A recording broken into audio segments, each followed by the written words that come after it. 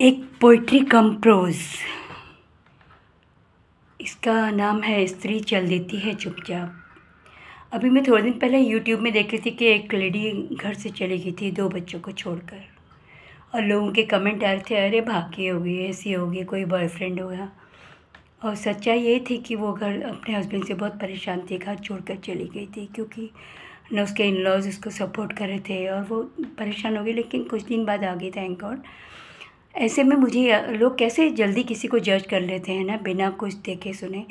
ऐसे ही मेरी एक फ्रेंड थी, बहुत प्यारी फ्रेंड, जिससे मैं आज से 18-19 साल पहले मिली थी। अभी वो 2 साल पहले अचानक चली गई है। बहुत अच्छा घर था, बच्चे थे, हस्बैंड, सब कुछ अच्छा था, लेकिन वो अचानक चली गई। न जाने उसको क्या ऐसा वैराग्य पैदा हुआ कि वो चली गई छोड़कर अपना पैसा, ज्वेलरी, मोबाइल, सब कुछ छोड़कर। जहाँ भी हो, अच्छी हो, पता नहीं, किसी अच्छे इंसान का ज़िंदगी से यूँ चले जाना बहुत दुखदाई होता है। तो ऐसी ही कविता मुझे पढ़ने को मिली। कविता क्या बोलूँ, पोइट्री कम प्रोज, तो उसको पढ़ रही हूँ। एक दिन स्त्री चल देती है चुपचाप दबे पाँव। ये उसके प्रस्थान का सबसे अहम पहलू है, और जाहिर सी बात है कि आदमी इस बात को समझ नहीं पाते। बोलती, कुछ शिकायत करती और झगड़ती स्त्री अचानक चुप्पी के इलाके में प्रवेश कर जाती है।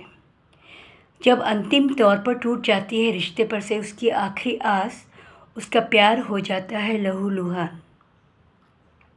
मन ही मन वो समेटती है अपने साजो सामान सूटकेस के अंदर, अपने दिमाग के अंदर ही वो खरीदती है अपने लिए सफ़र का टिकट। हालांकि उसका शरीर ऊपरी तौर पर करता रहता है सब कुछ यथावत।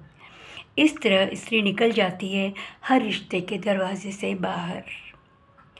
सचमुच ऐसे प्रस्थान कर जाने वाले स्त्री के पश्चात सुनाई नहीं देते, आहट भी नहीं होती उसकी कोई। वो अपना बोरिया बिस्तर ऐसे समेटती है कि किसी को कानो कान खबर नहीं होती।